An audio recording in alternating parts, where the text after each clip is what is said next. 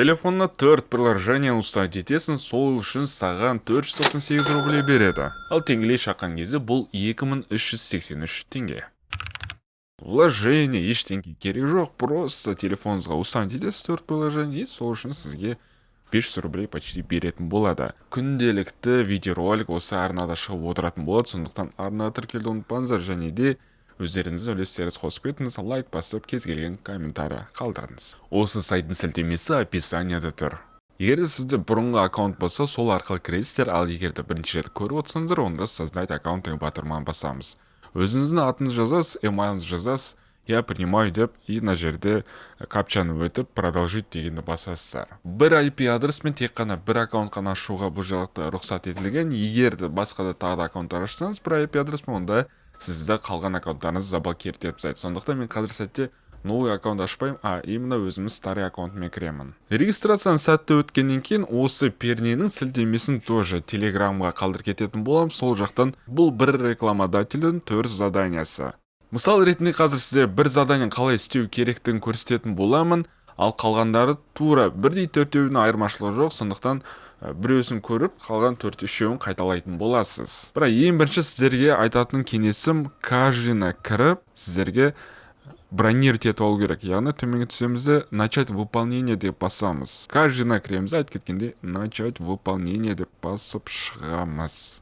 Перед выполнением задания обязательно поменять язык телефона на португальский, русский, казахский, украинский. Біздің телефон не так-то русский языкта тұр, поэтому дальше өткіземіз. Отзыв должен быть на русском, или на украинском, или на английском. Біз орыс тілінде қалдыратын боламыз отзывты. Так, ендігі сәтте төменге түсеміз. Екінші қадамға бірден өтеміз. Найди и установить приложение Nano. На приложениені таптым, Play Market, енді установить етемін. Установкасын күтемін. 24 мегабайт екен. Енді келесі этапқа көшейік. Сделать скриншот иконки сканчивания приложения, чтобы было видно дата и время. Дата мен время көрініп тұру керек. Яғни мына жақта мысалы мен свернуть етемді, мына жақта датам көрініп тұр. Так, кішкене үлкейтейік. И біз бірінші скриншот дайын. Енді бізде келесі қадам осы ойынға кіру керек, және де осы ойынның өзін скриншот бізге жасап алу керек. Сохранитен басамын.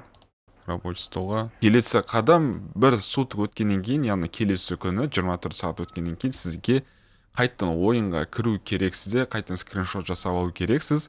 Потом одан кейін сізге 4-5 приложение тұратын, яғни 17 сөзден тұратын отзыв қалдырып кету керексіз. Орыс тілінде айтып кеткендей. И плюс на ключевой сөзді сізге міндетті түрде қолдану керексіздер. Одан кейін осы скриншот сияқты сізге тоже скрин жасап алу керек. Датасы көрініп тұратындай. 5 күн ойынды удалить етпейсіздер. 5 күн өткен соң сіздер қайтадан бір скриншот жасайсыздар. Осы дәл осылай мына датамен на ойынның өзін көрсетіп қоясыздар. Тағы да ойынның скриншотын жасап аласыздар. И все, осы тапсырманы орындаған үшін сізге 500 теңгеден жоғары беріледі. Яғни бір күнде 4 задание сразу бірге алсаңыздар, уже 5 күннен кейін 5-еуінен де доход алатын боласыздар. Енді отчетты көріп кетейік, бұл жаққа бізге не көрсету керек. Бірінші скриншот бізге языкты ауыстырғанымызды көрсетеміз. Бізде өзі по дефолту орыс тілі тұр. Оны скриншот жасау үшін телефон настройкасына кіресіздерді и поисковике просто язык деп жазамыз. Языки вот деген кіресіздерді, осыны скриншот жасауыздар, сохранить деп басамыз. Бұл скриншот бізде де дайын. Даже на екіншісінде тоже жасап қоюға болады, чтобы артық сұрақ болмайтындай. Скриншот с иконкой скачанного приложения, бағана айтып кеткенін уже жасап қойдық біз. Скриншот открытого приложения тоже жасап қойдық. Скриншот отзыв на второй день, яғни 24 сағат өткеннен кейін тоже скриншот жасаймыз. Плюс отзыв қалдырамыз, онда орыс тілінде, соңында қалды скриншот жасаймыз.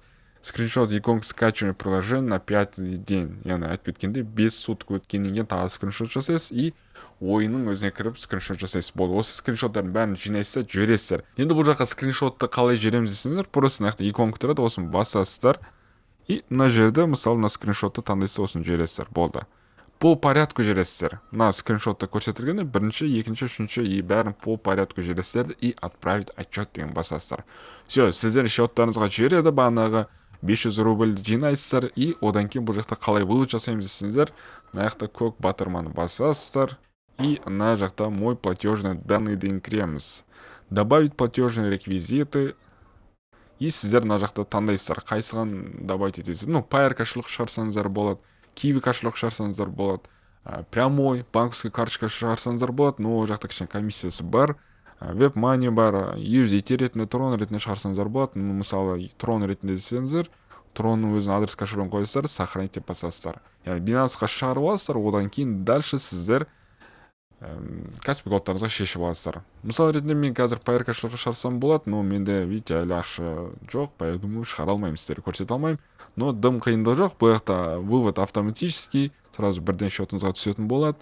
Но қалай шығарғанымда және де 500 рубль тапқанымда мен тоже Telegram группамда көрсететін боламын. Сондықтан достар, міндетті түрде Telegram группаға тіркеліп кетіңіздер. Бұл жақта сұрақтарыңыз болса тоже қоя аласыздар. Біздің өзіміздің жеке чатымыз бар, ол жақта сіздер әңгімелессеңіздер болады. Ақша табу жайлы, табыс табу жайлы сіздер тоже сұрақтарыңыз болса, ол жаққа келіп сұрасаңыздар болады. Осылай достар, тегін түрде сіздер ақша таба аласыздар, сондықтан бәріңіздер кіріңіздер.